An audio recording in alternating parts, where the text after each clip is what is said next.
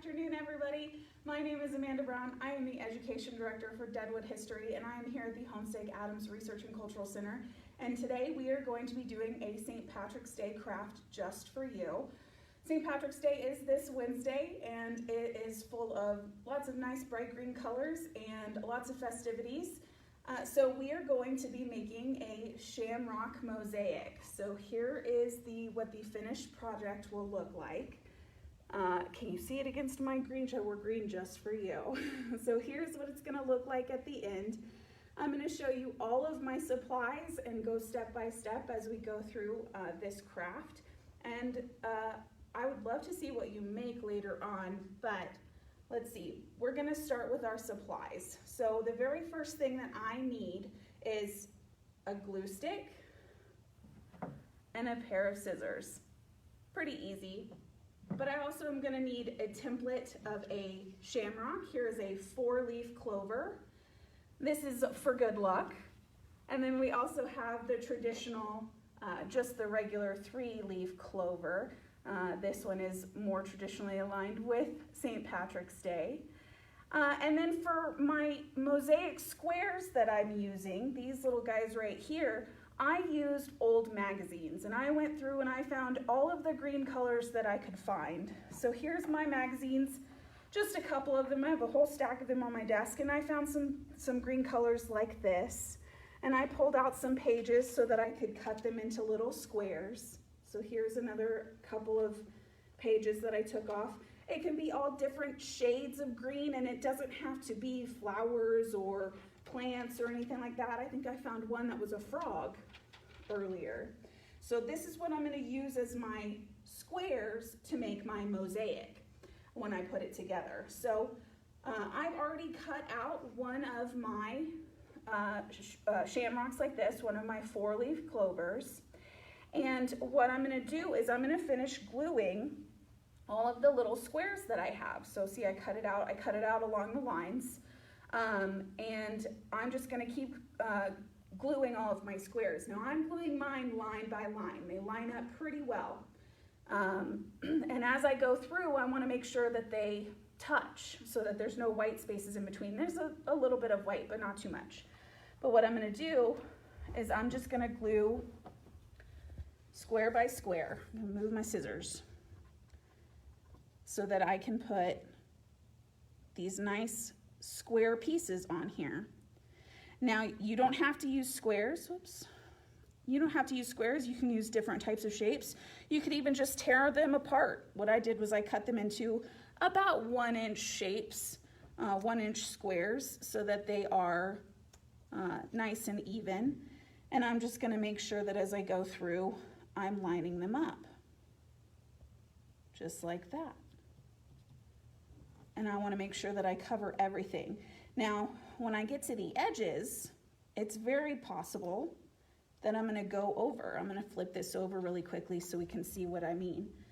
See how I'm going over the edges here? And what I'm going to do at the end is I'm just going to cut that off. So it's okay to cover all the way. It's okay to go outside the lines.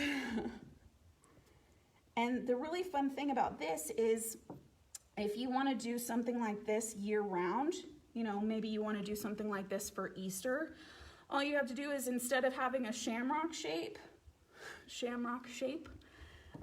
then instead you might want to do like an Easter egg or a bunny and fill it in the same way with Easter colors or different shades of like yellow or pink, whatever you think Easter might be. And same thing as you go throughout the year, maybe a Christmas tree or a pumpkin. So I'm just going to make sure that all of these line up nice and neat. And if you don't want it to be a mosaic where they all line up like tiles, then you can just put them however you want. I'm going to put that one right there until I get to the very end. Now see, I have this little tiny corner right here. Whoops. Can we see that? This little tiny corner right here that doesn't have one? Easy peasy. I'm just going to put a little tiny bit of glue. That was a lot of glue, but that's okay. And I'm just going to put that right there. And now it's covered. Same thing with this little bit right here. We'll use a bigger piece to cover that one up. Just like that. We'll keep going right here. Now, we do these videos, we try to do these videos every month, and we would love to know what else you would like to see with these videos, with me specifically. If there's another type of craft or activity that you would like to see done on this page, we'd love to hear about it. So just leave a comment below or feel free to get in touch with me. Again, my name is Amanda Brown. I'm the Education Director. My email address is amanda@deadwoodhistory.com, or you can give me a call at 605-578-1657. Okay, and we'll finish this up real quickly so we can see what that looks like, and I can cut off that excess at the very edges. So we're just gonna go ahead and do this.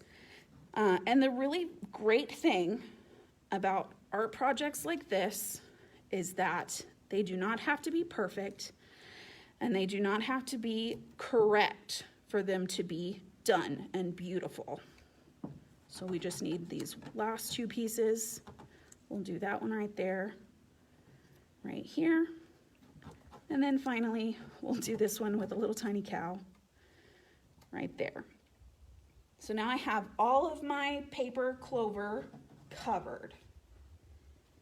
You can see it right there. Whoops, there it goes, like that. This is what the back looks like. So I'm gonna go ahead, I could leave it like this, maybe like an abstract shamrock, but instead I think I'm gonna cut off all of these edges. You kind of wanna make sure that it's nice and dry, which for the most part it is. There's a couple of spots that are a little still kind of glue on them, but that's okay. And then all you gotta do is just cut off that extra. Again, doesn't have to be perfect. I like the little imperfections because that means that I did it. These are all touches of Amanda. And I'm just gonna cut all of these off until I can see what looks like the start of a shamrock. See, there's one edge. And I'm just gonna keep going and cut all of this off.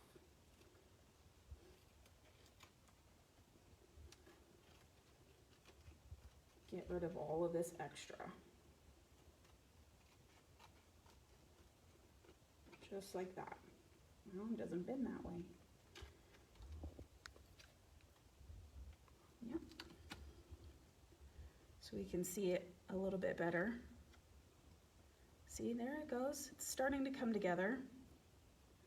And I'll flip it over so that we can see, and I can keep going. And it might look like there's lots of these little extra pieces. And you know what? That's good, because you know what we can do with all of these little extra pieces of paper down here? We can make another one of these. Just it won't be squares, it'll be whatever we have left over. And that way it can be a little bit more like confetti, a confetti shamrock, which I think is amazing. I actually kind of want to make one now. Oh, I missed one over here. That's okay. All right. And then all we have really left to do is this stem here. We'll just cut this part off right here. Some of my squares are a little tougher than others, but that's okay. On this side too. And our last little leaf that needs a little trim, a little haircut, and there it is. There is our shamrock mosaic made from different colors of green from our magazines that we found and cut out. And I made mine into little squares, but you can make them whatever shape you want. I hope you enjoyed this craft, and I hope you have a very happy St. Patrick's Day, and we'll see you next time. Bye.